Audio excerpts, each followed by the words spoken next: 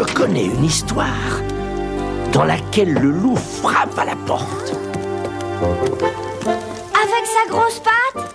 Ou avec son museau? On devine. Il casse la porte? Il casse les murs? Il casse toute la maison? Ah, je sais, c'est celle des 3 petits cochons. Ah oui, tu nous la racontes. Oh, s'il te plaît, Père Castor. Il était une fois les 3 petits cochons. Ils voulaient avoir leur maison bien à eux, mais chacun voulait construire à son idée. La mienne sera grande. Moi, je la veux petite. Moi, elle sera de taille moyenne. Eh bien, partons chacun de notre côté. Nous verrons bien qui de nous 3 fera la plus jolie maison. Le premier petit cochon rencontra un homme qui portait une botte de paille. Vous voulez me vendre votre paille? Je veux bien. Et le petit cochon se mit au travail. Il fit une maison toute en paille. Les murs étaient en paille, le toit était en paille, la porte était en paille. Bien au chaud dans sa maison, le petit cochon pensait qu'il n'y avait pas dans tout le pays de maison plus jolie que la sienne. Le deuxième petit cochon rencontra une femme qui portait un fagot d'épines. Voulez-vous me vendre vos épines? Je veux bien.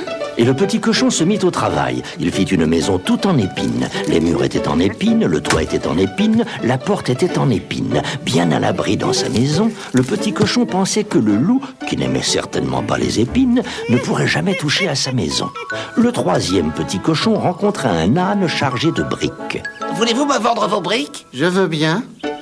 Et le troisième petit cochon se mit à construire sa maison. Il fit les murs en briques, le toit en briques et la porte en bois. Il trouvait que sa maison était très jolie, très commode et très solide. Quelques jours plus tard, le loup vient à passer devant la maison de paille. Ouvre-moi ta maison de paille, petit cochon. Oh non, je ne t'ouvrirai pas. Alors je taperai du pied. Je soufflerai, je cognerai. Ta maison tombera par terre. Et je te mangerai. Tape si tu veux, souffle si tu veux, cogne si tu veux, je ne t'ouvrirai pas. Le loup tapa du pied, il souffla, il cogna et la petite maison de paille tomba par terre. Mais le petit cochon se sauva. Son frère l'ayant vu venir le fit entrer et ferma la porte au nez du loup. Ouvre ta maison d'épines, petit cochon. Oh non, je ne t'ouvrirai pas. Alors, je taperai du pied, je soufflerai, je cognerai. Et ta maison tombera par terre, et je vous mangerai. Tape si tu veux, souffle si tu veux, cogne si tu veux, je n'ouvrirai pas. Le loup tapa du pied, il souffla, il cogna et la maison d'épines tomba par terre. Mais les 2 petits cochons se sauvèrent. Vite, très vite, leur frère les fit entrer, referma la porte et cric-crac donna 2 tours de clé. Le loup arrivait. Ouvre-moi ta maison de briques, petit cochon. Oh non, je ne t'ouvrirai pas. Le loup tapa du pied. Il souffla. Il cogna. Et la maison de briques ne tomba pas. Et le petit cochon riait derrière la fenêtre. Puisque c'est ainsi, je vais monter sur le toit, je passerai par la cheminée et je vous mangerai tous les 3. Les 3 petits cochons rajoutèrent un peu de bois sec dans la cheminée sous la grande marmite de soupe chaude. Puis ils soufflèrent sur le feu pour faire bouillir la soupe. Ils entendirent le loup marcher sur le toit. Et ils entendirent le loup grogner dans la cheminée. 2 petits cochons tremblaient de peur, mais le troisième enleva le couvercle de la marmite. Le loup glissait déjà dans la cheminée. Et plouf, le voilà dans la marmite, cuit, bouilli, fini le loup. Les petits cochons ne voulurent plus se quitter. Ils vécurent tous les 3 dans la maison de briques, et s'ils ne sont pas morts, ils y sont encore. Et depuis ce jour-là, tous les petits cochons rêvent d'une maison de briques. Je crois que quand je serai grand... Toi, tu auras une maison de paille puisqu'il n'y a pas de loup. Une maison en épines qui ne te coûtera pas un sou. Non, je préférerais une belle maison en briques. Avec une porte en bois. Et un grand fauteuil très confortable pour inviter Père Castor. Tu viendras nous voir? Bien sûr, je viendrai, quelle que soit la maison que vous habitiez.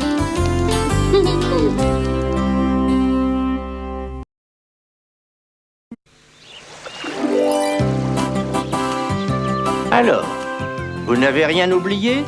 J'ai pris le pique-nique. J'ai emporté l'eau potable. Et moi, ma longue vue en carton. Que vas-tu observer? La forêt, les montagnes. Et les animaux aussi. En attendant, venez au bout de l'île, on va pique-niquer. Là-bas, on a un très beau point de vue pour observer les collines alentours. Est-ce qu'il y a des animaux sauvages qui vivent tout seuls dans la forêt et qu'on peut pas apprivoiser? Faisons une halte. Je vais vous raconter une histoire.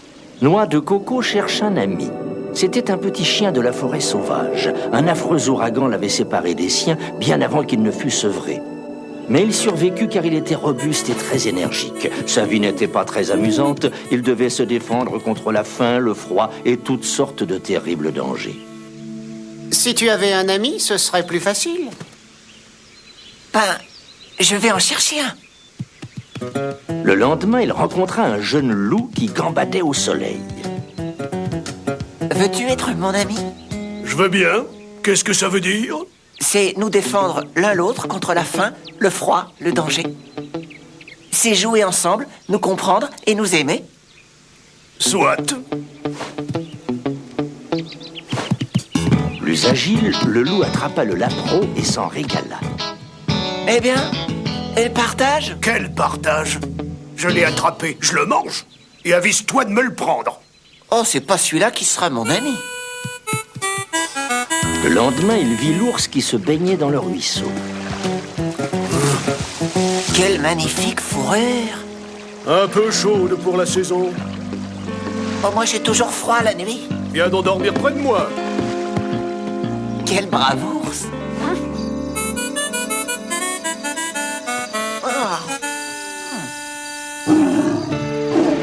Mais au milieu de la nuit, un grognement horrible le réveilla.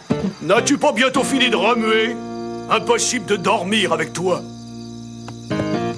Ah, celui-là non plus, ce sera pas mon ami.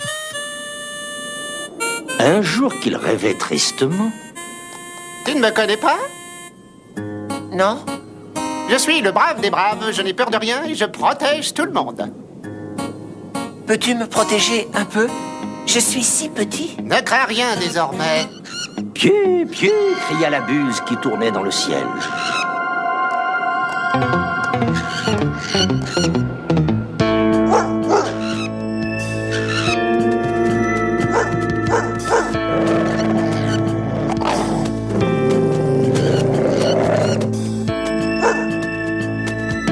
Quel froussard de lièvre! Je le prendrai pas pour ami. Après bien des déboires, le petit chien devenait de plus en plus triste. Il vit un jour une étrange bête à deux pattes. C'était un trappeur des bois qui faisait cuire du lard sur un feu de bois. Oh! Tiens, celui-là, il me donne à manger. La nuit venant, l'air fraîchissait. L'homme attisa son feu et s'installa pour dormir. Viens. Parfois, Noix de Coco entr'ouvrait un œil inquiet. Mais au matin, ils dormaient l'un contre l'autre. Ah, celui-ci m'a laissé dormir auprès de lui. Tu es brun. Tu as un long poil rude. Je t'appellerai Noix de Coco. Viens jouer avec moi. Mais un peu plus tard, Noix de Coco se mit à pousser de grands cris.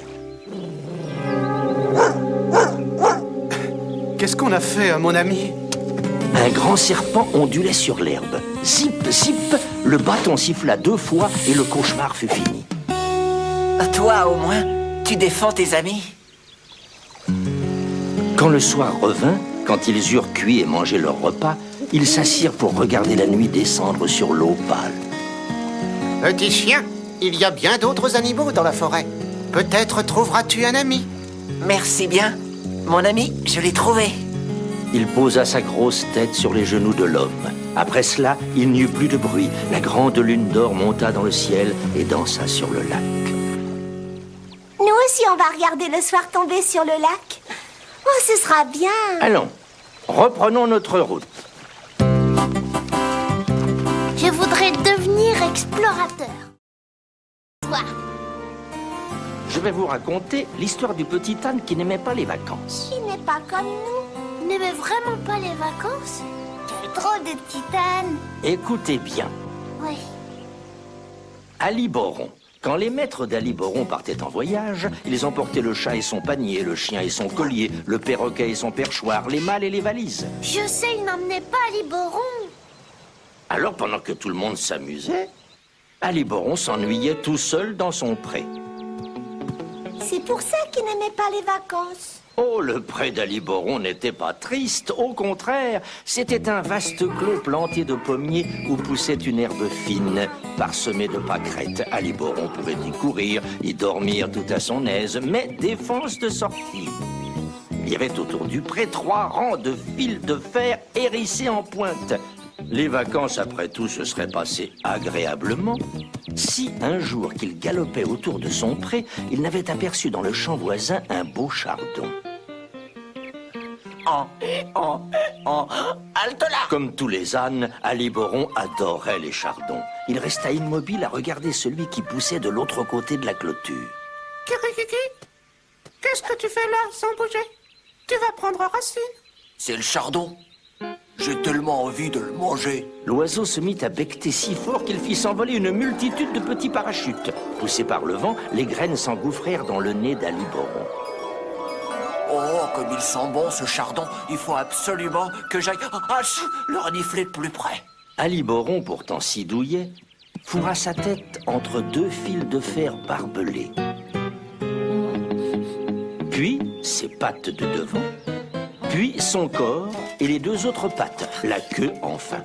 Il passa, mais il laissait à chaque ronce de la clôture une touffe de ses poils gris. Ce n'était pas un chardon qu'il y avait, mais 10, 20, 50, 100 chardons. Aliboron se mit à gambader, à ruer, à courir. Il en oubliait de manger. Voyons, lequel vais-je manger pour commencer? Celui-ci? Oh non, il n'est pas assez fleuri. Celui-là? Oh non, il l'est trop. Ce 3e est rabougri. Ce 4e est tout à fait à point. Si bien à point que je vais le garder pour la fin. Sur le 5e, une limace. Il ne pouvait se décider, tant et si bien qu'il arriva à la lisière du champ sans avoir rien mangé. Tiens, un bois. De l'autre côté, il doit y avoir un champ. Et dans ce champ des chardons, je vais y aller. Au sortir du bois, il tourna la tête à droite, à gauche, et se décida enfin pour la droite. Il arriva en vue d'une ferme et doucement, sans avoir l'air de rien, il tourna encore à droite pour ne pas attirer l'attention des enfants qui jouaient devant la maison. Il s'engagea dans un champ de betteraves. Il aurait pu en croquer 1 ou 2, mais il voulait des chardons. C'est un épouvantail qu'il rencontra. Effrayé, il fit demi-tour à droite et partit au galop le long d'un champ de seigle. Plus loin, une bergère gardait ses moutons. Il eut peur du chien et changea de direction encore une fois. Enfin, il se trouva devant un pré entouré de 3 rangs de fils de fer barbelés.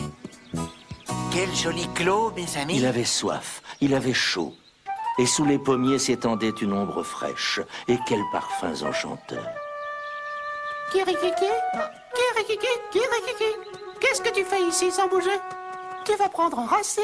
C'est ce joli clos? Et sa soif était telle que sa langue était sèche et dure comme une semelle.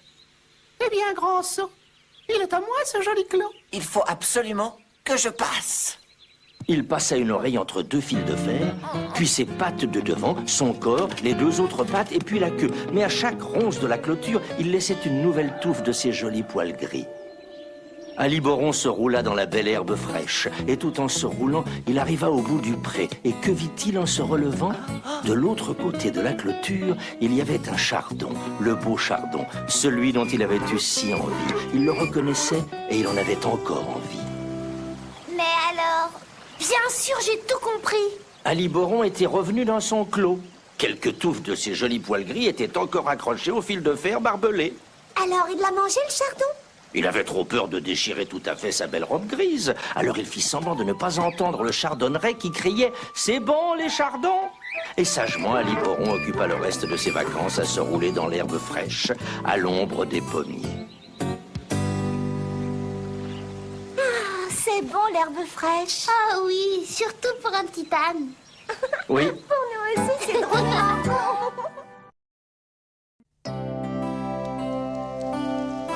Père Castor, coucou, c'est nous. Père Castor, une histoire, une histoire. Tout plein d'histoires. Chut. Chut, le père Castor s'est endormi. On n'aura pas d'histoire aujourd'hui. Peut-être qu'il fait semblant. Oh, je m'étais assoupi. Père Castor, t'es tout pâle. Oh, peut-être que t'es malade. T'as dû attraper la scarlatine. Mais non. À mon âge, on n'attrape pas la scarlatine. Ah bon? Est-ce que vous connaissez Tire-Bouchonnet? Tire-Bouchonnet à la rougeole. Ce matin-là, en réveillant Tire-Bouchonnet, maman cochon a remarqué qu'il avait de la fièvre et aussi des petits boutons rouges sur tout le corps. Maman cochon fait venir le docteur, Monsieur Guéritou. Celui-ci ausculte Tire-Bouchonnet.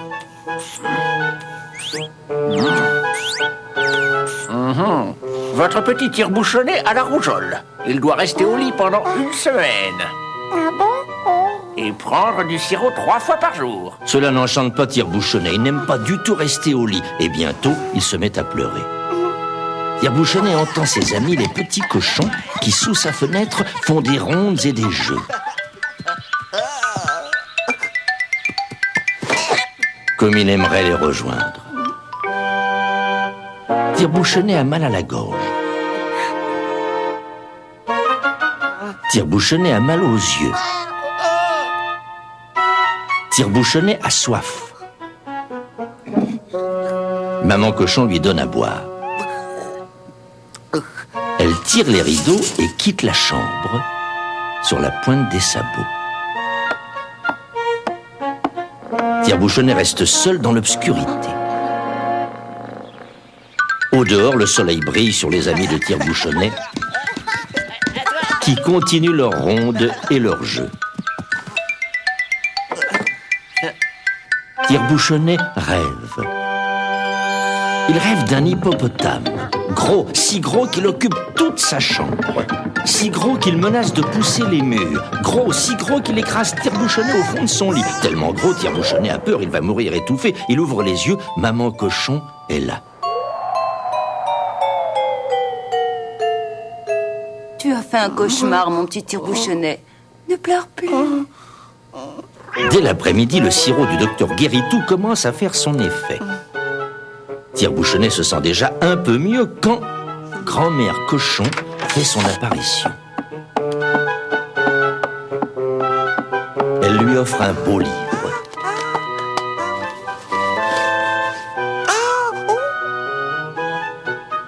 Je vais te raconter l'histoire des 3 petits cochons. Et du grand méchant loup.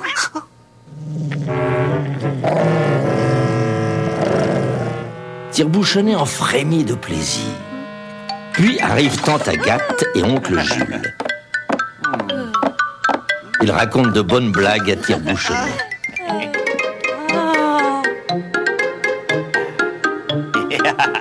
Et la chambre s'emplit de rires joyeux.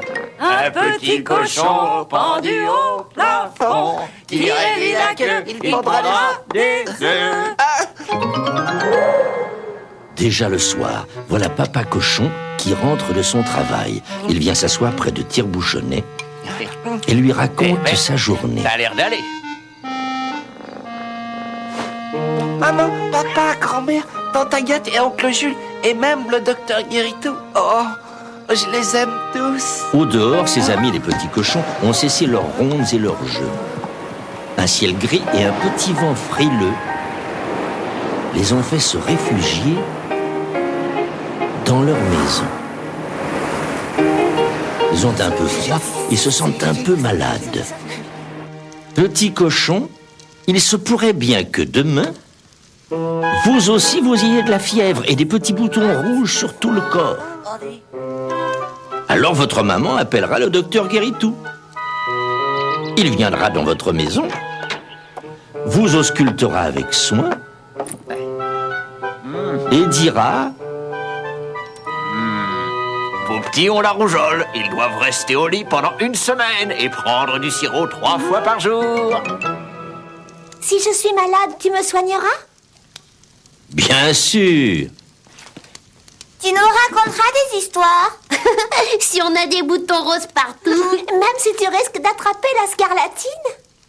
Oh, je suis vieux, j'ai eu toutes les maladies des enfants. Je ne risque plus rien. Une vraie tarte du père Castor. Oh, oui, j'en ai l'eau à la bouche. Attendez, Je vais la partager en 4. T'en prends aussi? Attention de faire des parts égales. Sinon, c'est la dispute. Moi, j'en veux plus. Oh, vite, vite, c'est trop bon. Et vous faites attention de ne pas en mettre partout. Ah oui, comme des petits cochons. Ne mangez pas trop vite. Écoutez plutôt Ah oui. Ah, c'est une histoire. une histoire de petits cochons. 2 petits cochons trop cochons. Ils sont si cochons que lorsqu'ils mangent, ça énerve leur maman. Nani et Nono, voulez-vous bien manger proprement? Non mais regardez-moi ça un peu, c'est gros dégoûtant. Mais ils n'écoutent pas. Quand l'un d'eux renverse son verre d'eau, Ça fait un ruisseau. Ça fait des îlots. ils se déguisent avec ce qu'ils mangent. Quand il y a de la purée, ils s'en font des maquillages rigolos. Un peu de sauce tomate pour être clown.